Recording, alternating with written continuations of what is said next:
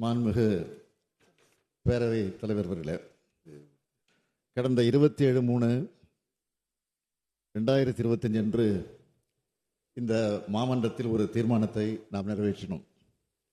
இந்திய திருநாட்டின் மத நல்லிணக்கத்திற்கும் சிறுபான்மையின இஸ்லாமிய சமுதாய மக்களுக்கும் கடுமையான பாதிப்புகளை ஏற்படுத்தும் வகையில் 1995 ஆண்டின் வக்ஃப் சட்டத்தினை திருத்துவதற்கு மக்களவையில் அறிமுகம் செய்துள்ள வக்ஃப் சட்ட திருத்த முன்வரவினை முழுமையாக திரும்பப் பெற வேண்டும் என்ற தீர்மானம் பாஜக நீங்களாக அனைத்து கட்சிகளாலும் ஒருமனதாக ஏற்றுக்கொண்டு நிறைவேற்றப்பட்டது.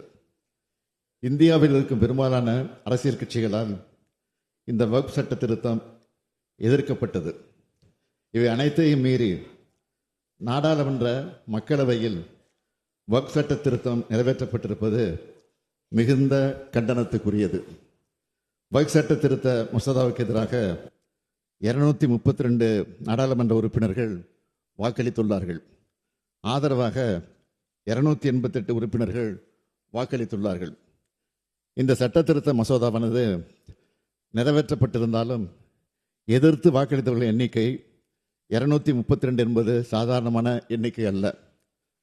எண்ணிக்கை கூடுதலாக கிடைத்திருக்கலாம். ஆனால் இந்த சட்ட திருத்தம் எதிர்க்கப்பட வேண்டியது மட்டுமல்ல, முழுமையாக திரும்பப் பெற வேண்டியது என்பதுதான் நம் கருத்து. அதைத்தான் நாம் இங்கே தீர்மானமாக நிறைவேற்றி அனுப்பியிருந்தோம்.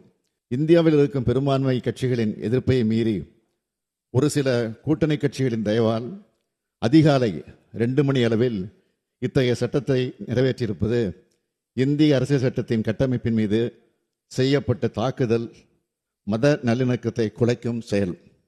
இதனை உணர்த்தும் வகையில் கருப்பு சின்னத்தை அணிந்து இன்றைய பேரவை நடவடிக்கைகளில் நாங்கள் பங்கெடுக்கிறோம்.